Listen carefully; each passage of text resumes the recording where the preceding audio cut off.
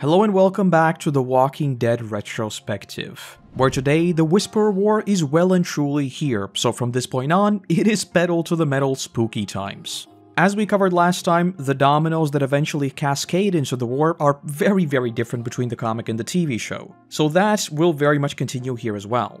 And so naturally, we will be jumping around quite a bit between the two versions just to keep things somewhat organized. That said, we've got a ton of stuff to talk about, so let's not waste any more time and dive right in. And to set the mood for our first talking point, we'll have to jump back to the 80s and go 4x3. Because apparently, Beta is a huge fan of Michael Myers and episode 10 just turns into a slasher film. Okay, my haha funnies aside. Following the whole cave debacle, Beta goes on a solo mission to Alexandria to kill Gamma, and right from the get-go, nothing even remotely close to this happens in the book, and don't forget, at this point in time, the comic Negan has already killed Alpha, whereas the show Negan is still vibing. And obviously in the show, we are also like 300% at war already, whereas in the book, it's only Alpha's death that begins the cascade, which too will play out drastically differently. But yes, as much as I think the whole Beta slasher vibe and him just sitting there waiting for the people to reanimate etc. is cool, I also think the whole thing is super goofy and again, just does not feel like The Walking Dead's. Which in this particular instance is really saying a lot since we're talking about a dude wearing a literal zombie skin mask from a comic book. Despite it being super dark, and no I don't mean that literally, as well as very gruesome, it just doesn't really carry any weight for me because it just doesn't seem at all grounded. I said this a lot last time, and I will also say it a lot this time, but I do think that just style over substance summarizes this perfectly. It's cool from a creative and visual sense, but really not from an in-universe story sense for me. That said though, Beta just deleting Laura is like, sheesh. Another major departure from the books is the fight we see between Daryl and Alpha, because, well, she's dead. And as much as this too has like 10 different usual Hollywood action shenanigans, this is a fight I actually thought was pretty neat with just how sudden and visceral it feels. I think all of us knew perfectly well that neither Alpha nor Daryl are really in any danger whatsoever. I mean, the dude is literally perfectly fine by the next episode. I think it just added a solid bit of tension with the main big bad going in one-on-one with Daryl. No, but like for real, with the hits both of them took, no shot either one of them would be lifting a muscle anytime soon, but I digress. Jumping on over to the books, we get a much different picture from the countless fights and battles we just talked about. Rather, we see a whole bunch of lookouts saying that it's almost been a week with absolutely no movement on the Whisperers front.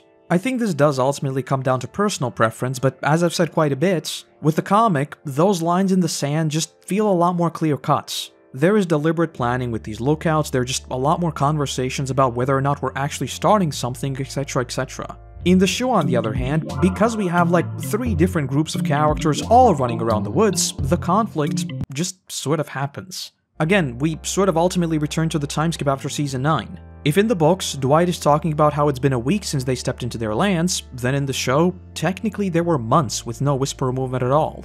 So yes, unfortunately, Broken Record Korotos has to make a return once again, because it still feels odd that we never got to see any of it happen, because right now it just sort of feels like everything just happens. We have internal conspirators in Dante, we have a whole bunch of attacks to whittle down the communities with walker bombs, we have Beta literally becoming Michael Myers. It just really lacks those peaks and valleys of the book, and the uneasy peace that made the eventual cascade started by Negan hit that much harder. I mean, technically speaking, Negan killing Alpha in the show isn't even a breaking point, we were already at war before then.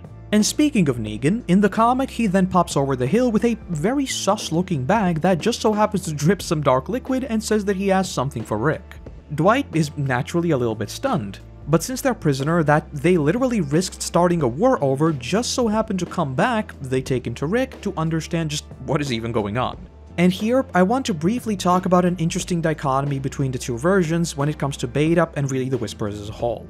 In the books, we have a few instances of Alpha killing her fellow Whisperers to make sure they don't see her crying, and we also have Beta going after a few dudes to stop them from seeing his face. But all of that is sort of kept low-key on purpose, and I think that is best exemplified by what happens after Alpha's death. Some of the Whisperers talk about how Negan isn't here to claim the title of Alpha, and then ask whether that makes Beta Alpha. To which he immediately responds by yelling that no one is claiming her name, and while she might not be among them, she is still their Alpha and that her words still guide them. Finally saying that her one and only rule was that if the survivors go into their lands, they die. Then adding, now they all die. so he is very much fuming, but that is it. The show, on the other hand, sort of makes it a point to show his obsession runs far beyond words, with him actually doing the usual, wahahaha, I'm so evil that I will kill my own people without so much as a blink. This exact scenario plays out later in the show, and the dude actually feeds him to a walker. To me, it's always these small things that sort of make me ask, how are you even still in power? Because if they are so quick to go after anyone and everyone, it sort of makes you wonder how they even got to this scale, right? Characters like the governor were super picky with who they deal with in the first place. So there, we do very much see him wipe out the entire military outpost because they'd be capable of challenging him.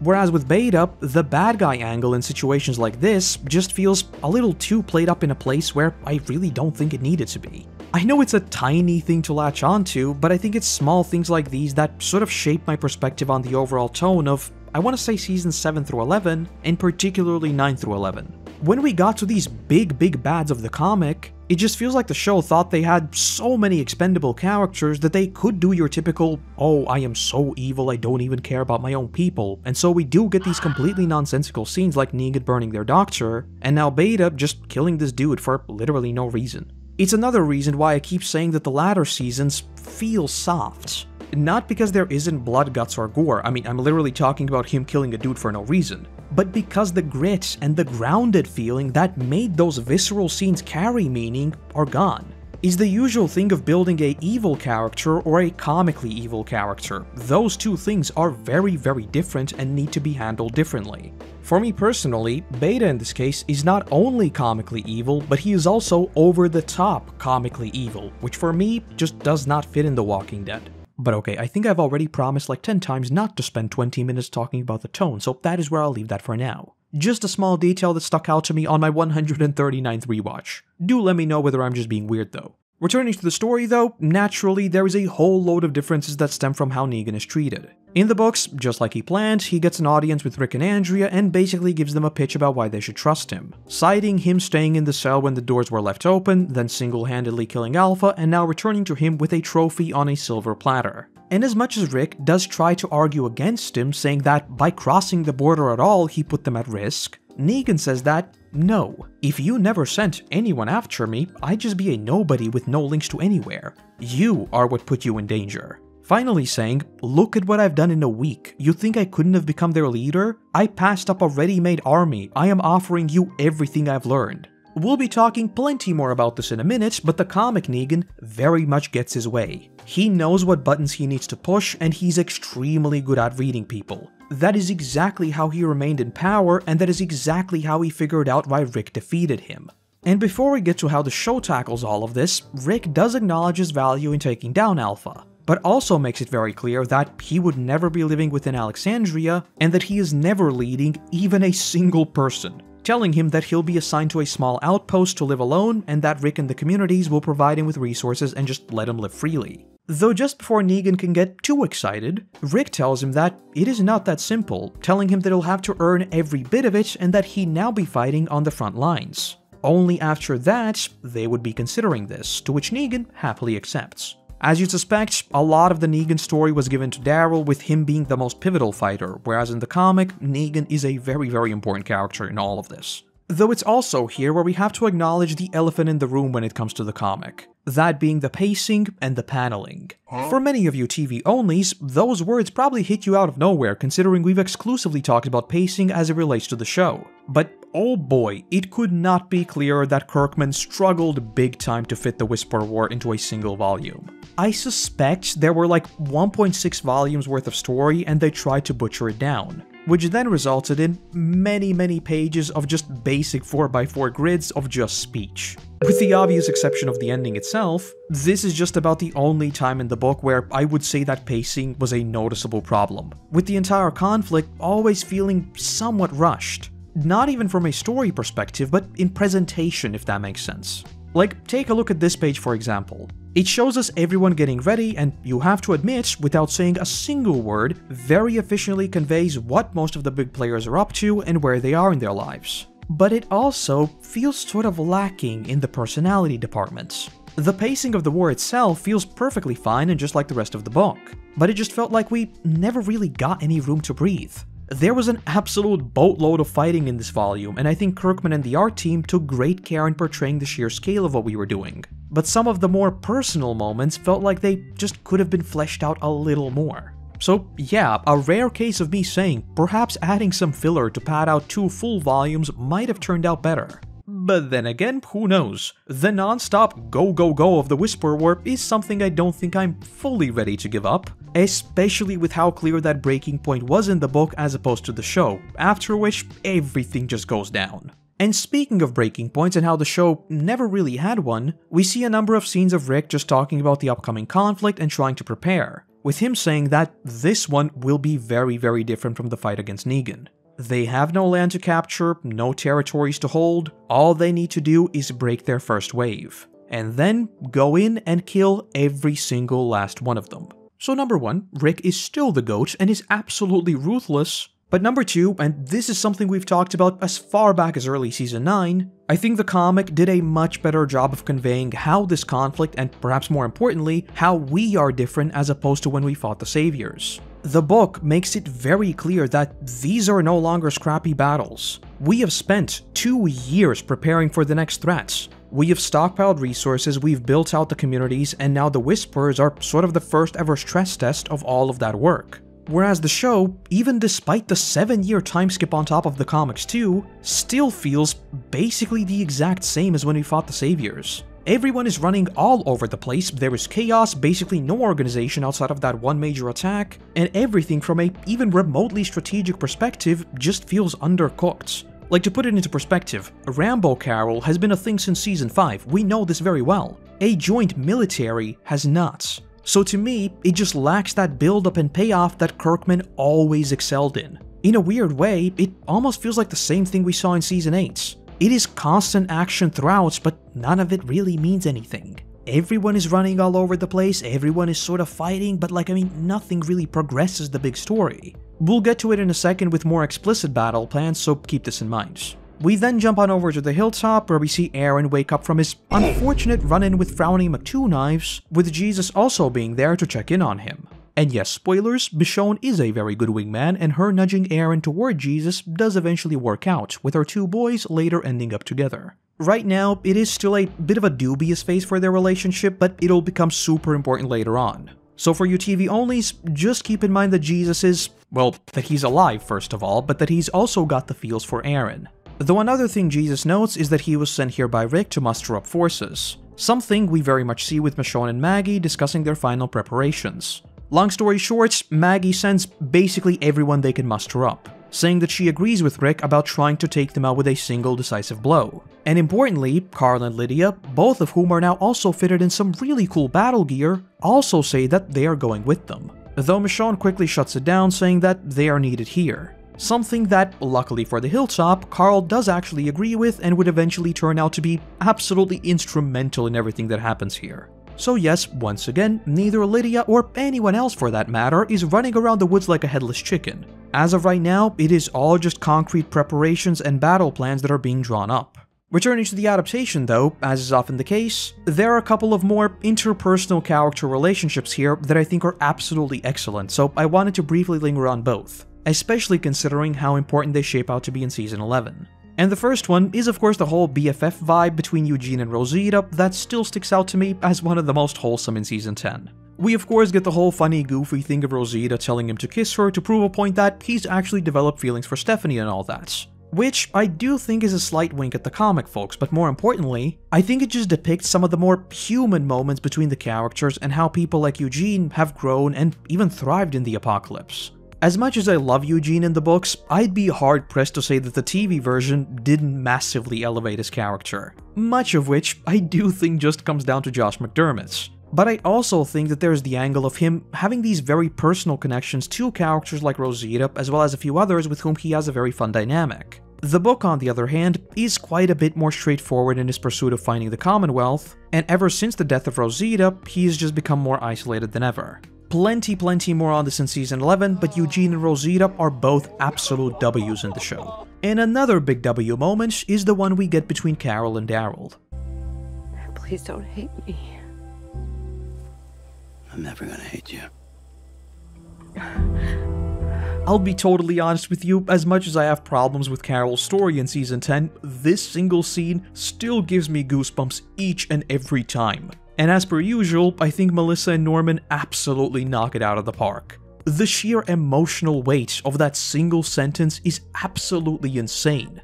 That is when it's taken in isolation, both because of the whole hero obsession the show now has with characters like Carol and Daryl, and even their bad actions never being punished in any way, shape, or form, as well as another thing which we'll get to in a second.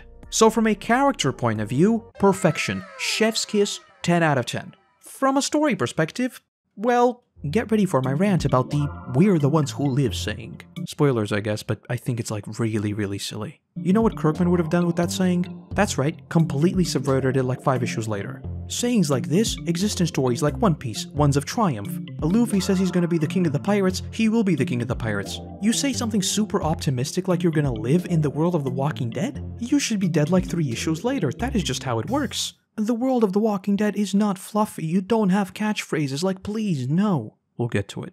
Returning to the book, we get another set of scenes of the joint military, largely led by Dwight, planning a choke point to stop the Whisperer's assaults. Gabriel is assigned as a lookout on the water tower, while the others set up a series of choke points they could use as fallback locations. So again, you know, that little thing called strategy and not ending up in a cave. We also get a very quick check-in with the Kingdom, and yes, it is still a place in the book. But like I already said with the pacing, it is barely even a plot point. We just get a few panels of William as their new leader, and there being some disagreements about whether or not to even send forces to the Whisper conflicts. Though ultimately, we see William just say that, yes, they are sending people with a simple explanation of, they asked. And later, we'd also see the Kingdom's forces still cry out in the name of Ezekiel. So this is very much that, a retaliation act for killing their much-beloved king. Clearly, the TV version takes a completely different approach to absolutely every single thing involving the Kingdom and Ezekiel, so effectively none of this translates. So just for simplicity's sake, we won't even touch on Ezekiel right now. Jumping back on over to Alexandria, as is very much trend with all of these big climaxes, we get another sit-down moment between Rick and Andrea, filled both with cute and wholesome moments, as well as some very serious strategy. Andrea basically says that they have figured out all the plans, now Rick just has to direct it, saying that he is far too valuable to the communities to lose. So, as with basically all of the post-timeskip story, Rick is no longer fighting on the front lines and is more so taking a top-level leadership position of just trying to manage the web that is their joint communities, instead of running around the woods. Yes, it's goofy and I'll keep calling it out. Though Rick then fires back saying that, nah, he is just too old. To which Andrea just responds by saying, well, at least you're here with me. Oh, Kirkman, you evil man. Though after they're done bantering around, they briefly discuss Rick's decision regarding Negan.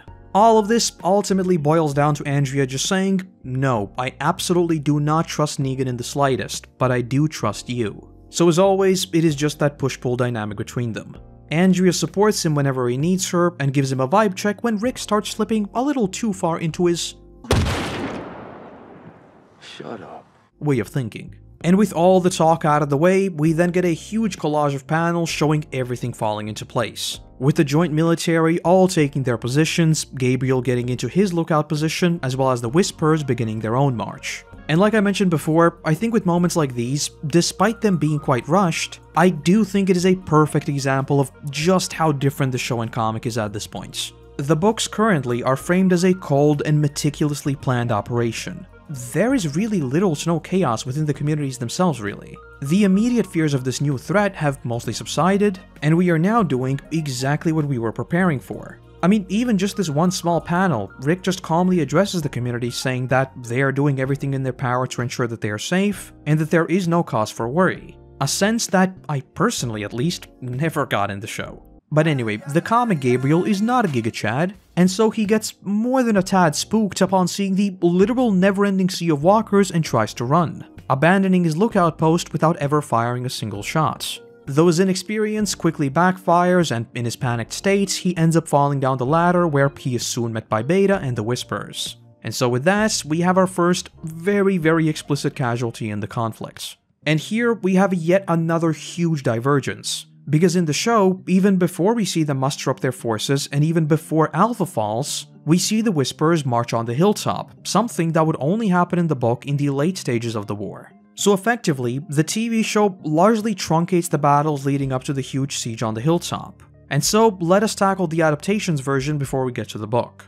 In terms of sheer spectacle and tension, and no, I am not saying this just because it is a nighttime shoot, I promise, I do think this was a great fight. That said, I do think that there is also a huge missed opportunity here in not mixing in various different combat styles we see in the post-time skip era of the comic. In the book, there are many people fighting with swords and sort of medieval weapons on horseback, but there are also entire squads shooting off rifles. So we always have this interesting dichotomy between the old era and the new era. The show, on the other hand, as we've discussed countless times already, just completely forgot about that little thing called bullets. Except for the princess, I guess, because it definitely makes sense for her to run around with a literal machine gun completely on her own, while the communities with the ability to produce ammunition over the course of almost a decade don't. Yeah. I really hate to say it, but it does very much feel like style over substance yet again. Like, don't get me wrong, Daryl's flail thingy is awesome, but it is also dumb. My literal favorite genre is fantasy, so I understand where all of this is coming from. But there is a very good reason why they were never actually used in historical combats. It is a dumb weapon that literally makes no sense whatsoever. It is a literal spiky metal ball flinging all over the place. Like seriously, how is him using a flail over a spear a good decision in this instance? And before I say anything else, massive disclaimer here, I am not a historian. But from what I understand, flails were only ever used by farmers and such, and not actual fighters. Flails were just a makeshift weapon because they didn't have access to blacksmiths or proper armories. So naturally, they just made these weapons that sort of have higher reach and sort of also have brute strength. But in like actual practical terms, these are not good weapons. If you are fighting even a feet away from your ally, you will literally impale them. Like, why would you use this? And so seeing Daryl use it here just makes me roll my eyes so much.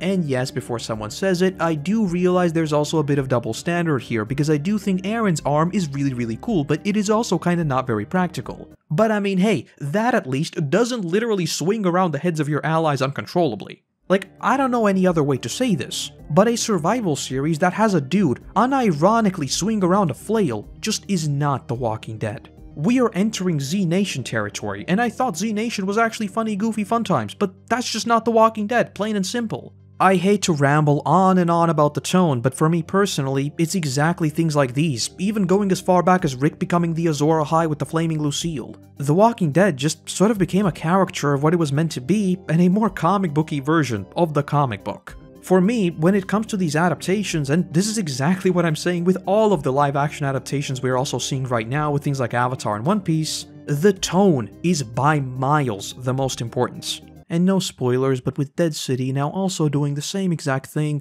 I just get the big sad. I just want more dark and cold The Walking Dead. But yes, more on the Hilltop in a second. And I suppose to contrast the wackiness of the Hilltop fight, let us take a look at the comics version of the first major battle. Again, lots of 4x4 paneling here, which is not great, but aside from that, we just see a huge and prolonged battle. The joint survivors just try to hold off waves and waves of walkers. There's a whole bunch of great splash panels we get here of the various squads all holding their positions. And again, because we've been stockpiling bullets, it is very much a mixture of non-stop firing. Then some of the Kingdom's riders jump in with their war cries for King Ezekiel going in with swords, and then we are right back to non-stop firing. And we also get to see some of these huge zoom-out shots almost reminiscent of historical epics, giving us a sense of the scale, with just hundreds and hundreds of walkers piled up on the floor as the combat leaders overlook the battle before going in themselves.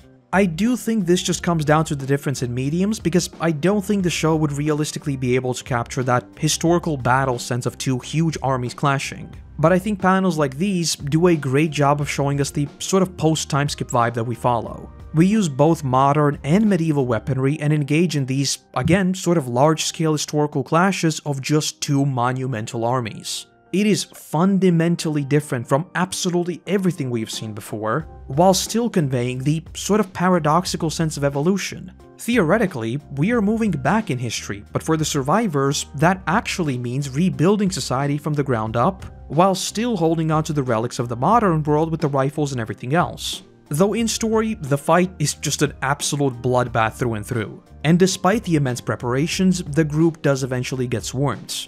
And it's then that Negan hops in, saving Dwight from Beta and using one of the rifles as a makeshift Lucille. Though we'll have to leave this as a bit of a cheeky cliffhanger, because there's still a number of things we need to catch up on in the TV version. Most notably, the switcheroo we see with Negan and Alpha. The whole Lydia trickery is of course completely exclusive to the show, but in terms of these exact story beats, it largely plays out exactly the same. They have a bit of a heart-to-heart, Negan holds her very romantically, giving us the signature king and queen moments, and then swipey, and we sort of converge back to the comic. Except not really, because surprise surprise, none of this was Negan's own doing, and he was just a puppet of Carol. And like, okay, but how? First off, and let me put this very clearly, this is Negan being finessed by Carol. Negan. Let that sink in. Like, okay, maybe he's done a ton of reflection over these, 7 to 9 years, and he's a totally different person. That I get. But like, she finessed Negan. Carol, the most stone cold, I will kill you or do whatever it takes to kill you character, offered him the deal and he actually believed it. What? Like, this isn't Rick berating him and telling him that he'll send him to an outpost. This is her promising him that she would just set him free, and Negan, the person who always knew exactly which buttons to press on every person he interacted with, actually believed her. What? This isn't Maggie who he feels indebted to. But okay, whatever, I don't even care about that much. There is still number 2. Because like, this cool moment sort of makes you retroactively ask, why is Carol yo-yoing harder than the YouTube algorithm? She is first enraged and sad in Season 9, because again, keep in mind, months have passed. Then, she goes on a rage-fueled rush after Alpha that is then quickly shut down in Season 10. She then unleashes Negan with the goal of sending him after Alpha, but then her wrath once again prevails over her common sense and she almost gets the entire group killed. And finally, when Negan actually kills Alpha like planned, Carol is once again stone cold, throwing out cool one-liners like, "Why did it take you so long?" Like, I don't know whether this whole flip-floppy nature of hers is supposed to be purposeful and a byproduct of that trauma, but to me personally, it just does not seem consistent with her character. I do suppose there is an argument to be made that previously her just disassociating after the deaths of Sophia, then Lizzie and Mika, and then Sam are different because she had Henry for just so much longer. And while I guess that does sort of make sense, again, to me personally, I couldn't help but roll my eyes whenever the show tries to pull these gotcha moments of revealing, oh, it was Carol behind all of this all along, and then making her out to be the hero when she's making dumb decision after dumb decision. It just seems cheap more than anything else. In a weird way, this almost omnipotent status of characters like Daryl and Carol weirdly made me feel like The Walking Dead became a sort of a comfort show rather than the dangerous and shocking journey we followed in the early days. Like, for example, you contrast the Season 5 Rambo Carol, which yes, while still arguably pretty silly, depicted exactly how her absolutely dissociative and selfless thought perspective made her into an absolute force to be reckoned with. Because of her meticulous calculation and completely cold approach to solving her problems, she took down the Sanctuary almost single-handedly. But now here, and I am not talking about whether or not this is in character or out of character, I am talking about the bigger story, she loses absolutely all of that rationality, rushes headfirst into conflicts, but is then rewarded for it. Because hey, at the end of the day, she got exactly what she wanted. Her little minion Negan kills Alpha, none of the people she put in danger actually suffered absolutely any consequences, and everything is perfect. So for me, it's both Carol's character and sort of the story as a whole that seems kinda odd. Like, the universe that we've built up until now just seems like rewarding Carol for making bad decision after bad decision is sort of backwards. But okay, I promise to stop talking about the tone, so the last thing I want to talk about today is Michonne's send-off with Virgil, which too, unfortunately, is a bit of a mixed bag for me. Since I'm already being a negative Andy, let me start off with the not-so-great parts. I joked before that I talk about this episode a bit more, but I'll be honest with you, to me, it's mind-numbingly boring and so transparent in what it is trying to do that there really is nothing much to talk about. I could get into all the theorizing about the bigger implications of the phone and whatnot, but maybe this is just me not putting much faith into the ultimate meaning of the whole Walking Dead universe that they're so desperate to set up, but like, just meh. And I know some of you might be a little bit mad by that statement, but let me just quickly remind you that the PPP card was never resolved and the only thing it really can be right now is just foreshadowing toward the Whispers. Heath's ultimate fate was literally revealed outside of the show because he was apparently captured, because you know that makes sense. And even more importantly, the literal fate of the entirety of the Oceanside was revealed outside of the show. Like, I am sorry, this is not Attack on Titan. I put very little faith in the foreshadowing of The Walking Dead at this point. Also, and I know I've rustled some feathers with this before, but I think Michonne leaving her children is just dumb across the board, and as much as I understand that Denai was leaving the show and they wanted to write her out, I also want to immerse myself in the world the story is laying out, and from that perspective, it's just not good. Like, don't get me wrong, maybe this is just me projecting my own personal values or something, but like, I am not a parent, but I am sorry. No matter how big your community is, no matter how many friends you have who are all supposed to be your family, running off in search of some miracle and leaving your children behind, to whom you are the only parent, is just, what?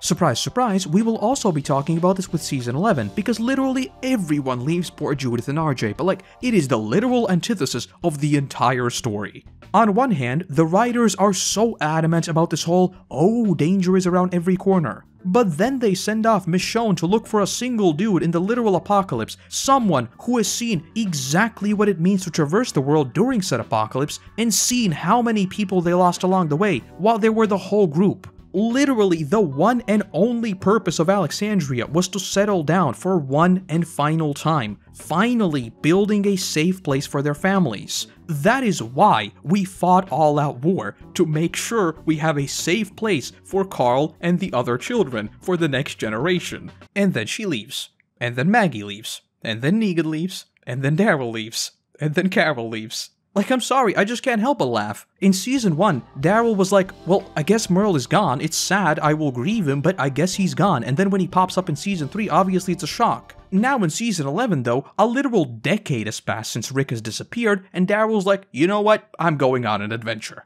I mean, don't get me wrong, my Walking Dead turbo nerd brain says, of course, it was better to write her out because Denai is now returning to the series and we'll get a very cool story with her and Rick. But at the same time, just like with Rick, I am more so left asking the question of, maybe it was better to just sacrifice those characters and not have some promise of something at some point happening and then have these silly explanations why they never returned. But okay, we are really going off the rails, so let me return to the absolutely brilliant part of this episode that are the glimpses of a potential what if that we see. I know there are many people who find it pointless to talk about the, oh, well, what if Rick died in episode 1 and whatnot. But man, would I love to see an alternate timeline where like Shane ends up meeting Negan or something. And that is exactly what we get here with Michonne wielding Lucille. We interrupt this program for an important news announcement. Huh?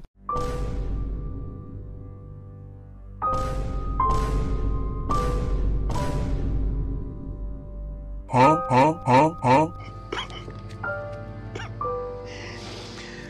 Oh, no. And this is also why I think an animated series of The Walking Dead would be absolutely excellent, since we wouldn't have to worry about the actors aging, etc, etc. And we could have these wacky what-if scenarios play out to the absolute fullest. Like, for example, what if Negan was killed at the end of the war? What happens with Rick's leadership then? What if the group never discovered the prison and maybe ended up in Woodbury? What if Shane led the group? All of these scenarios could just straight up end with the group all dying, because hey, it's just a mini made-up scenario and I would absolutely love that. Imagine a mini-series of an alternate conflict against the governor led by Shane, where we actually just see the survivors killed one by one and the governor winning. I think it'd be really neat. I would say that it's still about 50 times more creative and cool than spin-off number 927. That said, that is where we'll leave it for today. I'm pretty sure Season 10 will end up being the longest thus far, but I have a lot of things to say about it, no matter how wacky goofy, and I mean hey, I've already been here for like 2 years, might as well get it all out at this point. As per usual, and I do genuinely mean this, do let me know what your thoughts are on everything we talked about today, and do remember that we are all human beings. Having contradicting emotions is perfectly fine. I thought the battles were fun, but I also think they're goofy and make no sense, for example. So yes, do let me know where you stand on all of this, especially the what-if stories we get glimpses of with the Michonne episode. That said, next time it is full-blown wartime, so we'll be facing the Mega Chat beta face-to-face, and eventually getting to Kirkman's highest form of evil. So, I hope to see you back for the next installment in the never-ending saga that is The Walking Dead Retrospective. And that's the video. I am finally nearing completion on the scripts for Season 10, and it's looking like a massive grand total of 7 videos. So yeah, there is plenty more to talk about. And I don't even want to think about what Season 11 is gonna look like. Though with that, I want to say a massive thank you to our current patrons and YouTube members who allow me to produce even more of these for you all. And let's also give a warm welcomes to the newest members of the team: Daniel Oslund, Kelly David, Yessie, Alex Toomey, and Josiah Andrews. I am sorry if I butchered any of the names, I probably did, but without you there'd be a whole lot less of my ramblings, so seriously, thank you, thank you. Other than that, I want to say thank you very much for watching. I hope you have a great day, and hopefully, I'll see you in the next one. Bye-bye.